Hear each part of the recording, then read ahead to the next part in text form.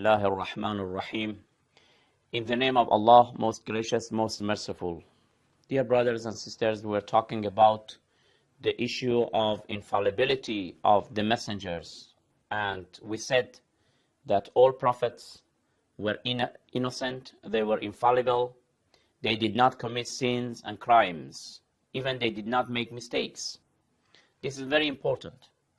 Unfortunately, sometimes we find traditions in some of the collections of traditions that they attribute to the Holy Prophet of Islam and to other prophets that they committed sins, they made mistakes. This is not correct. Even about Prophet Adam alayhi salatu wasalam, it is not correct to say that Prophet Adam did a sin. There are a lot of reasons and justifications, and the theologians have explained that what Prophet Adam did was not a sin. It was tarkul awla. What was better not to be done was done by him.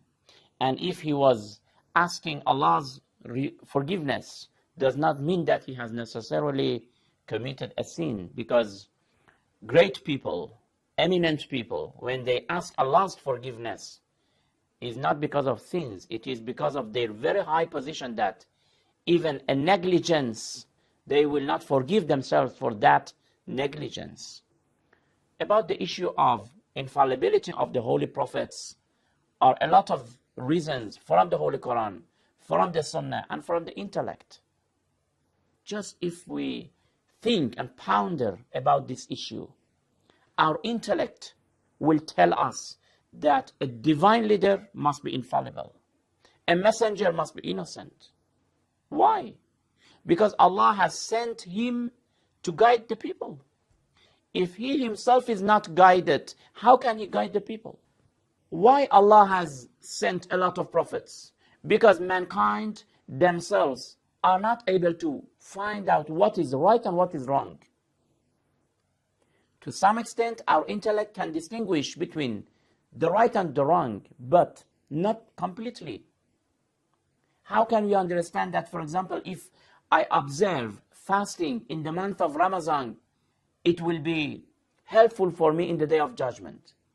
How can our intellect understand that if I offer 2 rakah in the morning, it will be helpful for my hereafter? These are something that we understand them through revelation, through prophets.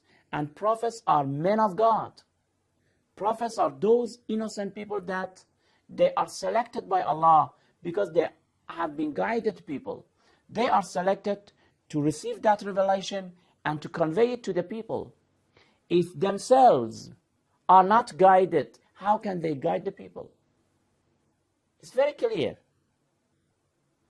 Intellectually speaking, if we believe that a prophet does tell lie, for example, he does commit a sin, a crime, or even adultery, then how can I trust such a man? When such a man who himself does not know what is right and what is wrong, and when he is commanding me, he may make a mistake, how can we rely on him? Allah subhanahu wa ta'ala has sent them to guide us, that we rely on them, we depend on them.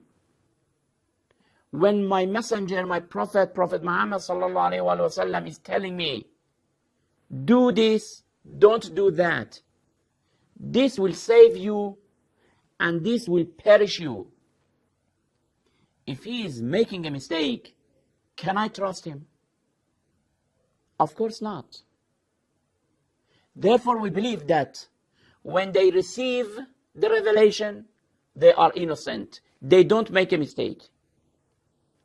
Secondly, when they convey the message to the people, they are innocent. They don't make a mistake. Thirdly, when they want to practice themselves in their daily life, they don't make a mistake. Therefore, we say that prophets are innocent in these 3 stages: in receiving revelation, in conveying the revelation, in practicing according to the revelation. Prophet Muhammad sallallahu alaihi wasallam was not committing sins. And if we see some verses in the Holy Quran which imply that they were sinners, all these verses by commentators and by theologians have been very nice, justified, and interpreted in a manner, because the issue of infallibility has a very strong evidence and proof, and that is our intellect. Our intellect says that a prophet must be innocent. Just one of the reasons of the intellect, I can say it here, that if we don't believe that prophets are innocent, then we will face a kind of contradiction. Why contradiction? Because prophet is commanding me, for example, and he is making a mistake, because what he is commanding me is a kind of wrong action. For example, I am obliged to obey him to do that wrong action. Allah subhanahu wa ta'ala has forbidden me to do that wrong action.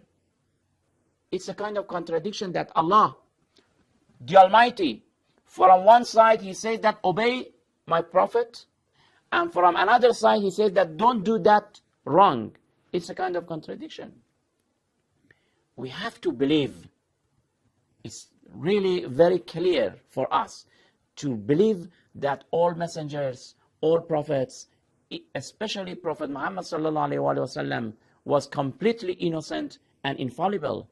And before his prophethood, he was guarded by Allah the Almighty. When before the prophethood, Prophet Muhammad sallallahu alaihi wasallam was taken care and was looked after by the angels.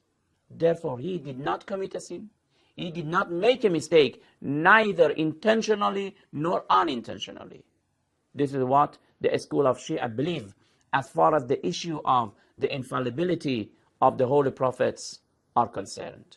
Of course, as I said, because of the very short time devoted to these programs, we do not have enough time to go to the details. Just we verify and we summarize and we advise our dear brothers to refer to the very authentic references. We will continue with the issue of imamat, inshallah. Until then, thank you very much. Wassalamu alaikum wa rahmatullahi wa barakatuh.